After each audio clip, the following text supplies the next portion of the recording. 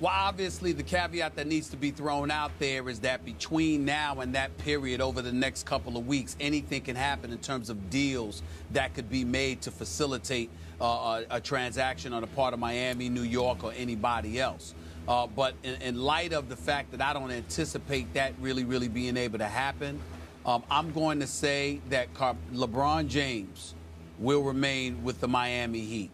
I think that Cleveland is not a franchise that can be ignored simply because of LeBron's desire, his family's willingness to go home if indeed he decided to do that. I think it's something that they would embrace. But the Miami Heat are a first-class organization. They find a way to get things done. I don't anticipate that D. Wade is going to go anywhere despite all the things that have been said. And I think that when you look at it from that perspective, the fact that I have faith in Pat Riley and Mickey Arison and what they do as an organization, that Eric Spoelstra is just a bright young coach who will only get better and better and better. When you look at the from a geographical purpose, from, just Miami being what it is and what have you, it would be pretty difficult for me to imagine that LeBron James will leave. Cleveland is still a possibility, but I just see people flocking to LeBron and Miami, assuming they're able to create enough room to do some things rather than it being LeBron electing to leave elsewhere. At this moment in time, right now, anything can happen over the next 2 weeks in terms of deals being made, but right at this moment in time right now, I would have, if I had to bet my money, it would be on LeBron staying in Miami. I think he will still be in a state of flux.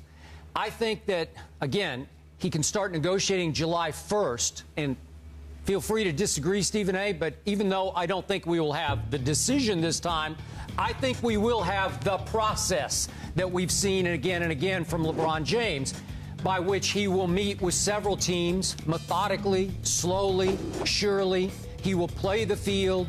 He will play all of our emotions. I think he will bask in the attention and the glory of being what you have called the most coveted free agent ever. Brian Windhorst has called him that on this show. Wouldn't you agree with that? Most coveted ever? Yes, I do. Okay. Yes, I do. So won't LeBron string us all along in not a bad way, but in his way? He can be the drama king, and I say that in a very positive perspective. But I think he will take his time on this. I also agree with you. I think he will come full circle and stay with Miami. That's just a gut feeling. I have no inside info on that. But to me, Bosh is only 30 years of age. Dwayne, for all the mileage on his knees, is only 32 years of age. And I believe Dwayne Wade will do everything in his power through this offseason to get his knees the best he can get them going into next year, and maybe to get a little fitter going into next year. So we step back and say, what advantage would Miami have next year? Well, listen, they didn't just lose the NBA Finals. They got embarrassed. They got humiliated and annihilated in ways never thought possible that the big three could get humiliated and annihilated. So finally, they should be driven next year in ways they've never been driven before, because all of a sudden they should embrace being the hunter for the first time in 5 years, as opposed to being the hunted that they were from the start. So I like LeBron in Miami, but I do think, and Avery Johnson's very strong in this, Avery's starting to lean toward LeBron going back to Cleveland. And I made the case yesterday.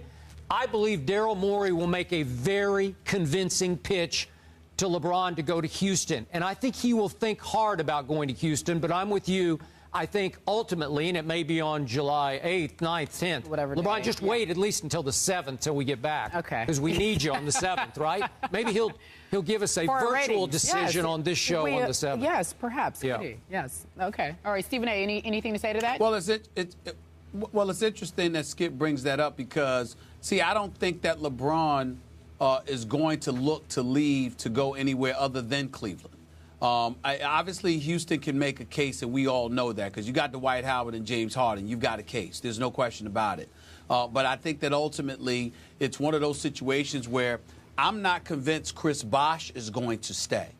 I think that Chris Bosh, even though he's going to be owed $40 million if he opts in, I think it's entirely possible that Chris Bosh he could go out there and get another $80-90 million deal, whether it's from L.A. or somebody else, even a Houston, for crying out loud. Think about Chris Bosh in Houston with Dwight Howard. Yeah. Just pay attention to something like that and what he could do. You got Houston. You got Dallas, because that's where he's from, and what they can do, because they owe Dirk Nowitzki some help. Rick Carlisle is an exceptional coach. He knows what he's doing, but he did a lot with what he has. They could use, somebody of Bosch's experience and talent to pair with a Dirk Nowitzki. Now, that's not the most muscular front line or the most fiercest front line, but at the same time, they could be highly productive on the offensive end of the floor because they could put the ball in the hole.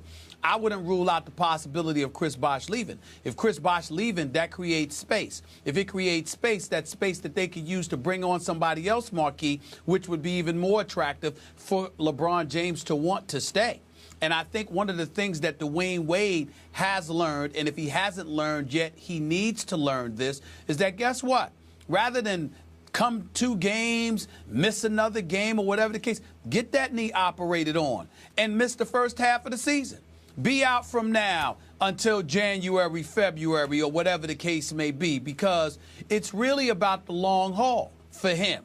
And if you're LeBron James, you don't want Dwayne Wade in and out. You'd rather him be out and stay out until he's ready to come back and be all in. You see what I'm saying? Yep. That's the way that you would like it to do. So if you've got that kind of plan, which I'm pretty sure that Pat Riley would have, then I think it's something that you entertain. I think it's something that's incredibly attractive to you, and I think it's something that you should think about doing. And that's why I think that LeBron is going to stay, because if there's any organization that would have that kind of plan in place, it would be Miami.